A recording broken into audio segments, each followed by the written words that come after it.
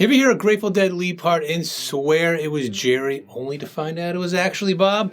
His lead playing is sneakier than you might think, and today I'm going to break down 3 Weir licks that sound just like Jerry so you can start using them in your own playing.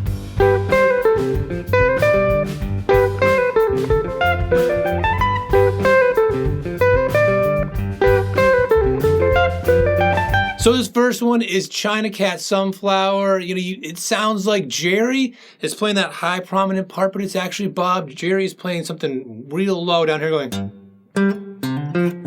Right? And Bob is up here. And this is in G, a G Mixolydian sound, which has that F, so a flat 7. Like when Jerry's doing this. That gives it that classic, dead Mixolydian sound. And Bob's up here playing this G, right? Just playing these 2 notes, just a G and a B. So it plays it real quick, real staccato. Then it goes C, the 4th, and then down the scale like that. And then goes up, and then does it again, and then outlines an F and a G. It goes. And then climbs up the scale up to a B, right? So outlining that, giving that real Mixolydian sound, that F. Does it all again.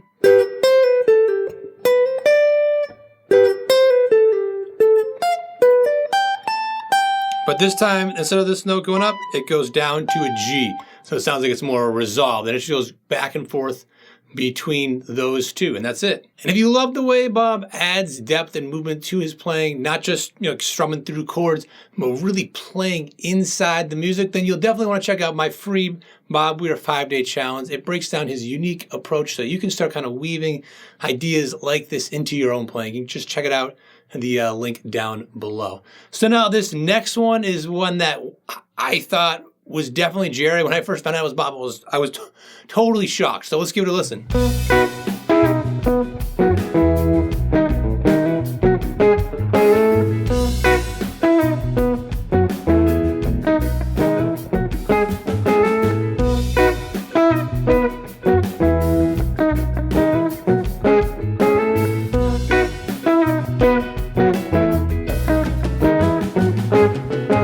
So coming in at number 2, this is none other than Scarlet Begonias.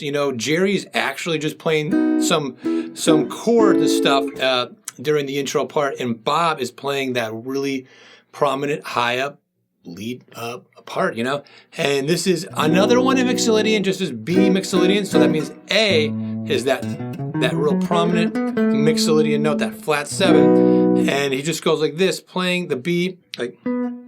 You can just play it like this, just a B, and then the high 2 strings.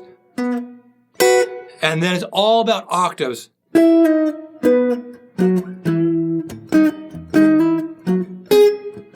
And stopping on that A.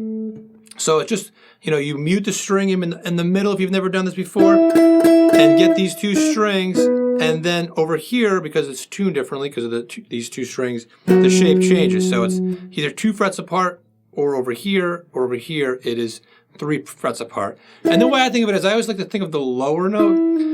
I usually, with chords and things, always think of the high note. It's the kind of note I focus on the most. It's what's going to give you the note that's going to kind of carry as like a melody.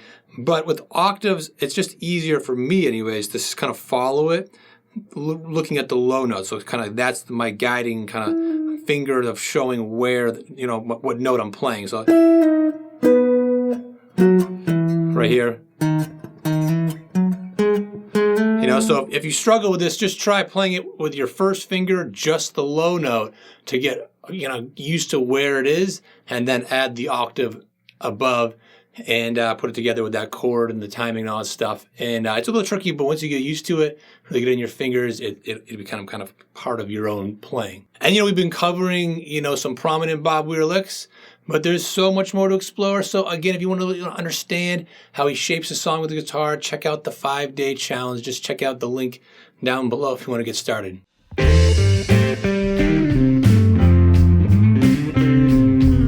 So this last one here in this list is not the last one that there is that, I would say sounds like Jerry, but is actually Bob. Just wanted to keep this list short and sweet with just the kind of, top 3 I'm thinking of. And this is, of course, Casey Jones.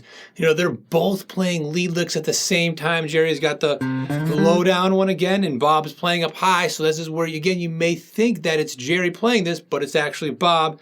And this is revolving on a C chord. He's just playing this C chord in the E shape, if you know your cage system right here. But just playing the top 2 strings. Classic, just kind of major pentatonic thing. But then throwing in the minor third. This is where it's a little different and a little tricky to play because it goes so fast. You know, he does it like this, like that, and then gets it with the pinky. So if you have, you know, smaller hands, this is where it may be a little challenging. You could always do it that way. You could modify, you know, things to make it work for you, right? So again, gives it that little edge, and then it goes right to an F.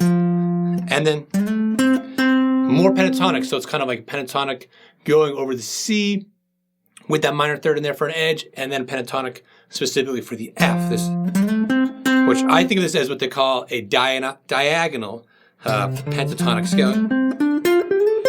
No, going to do the whole thing, but he's just doing that.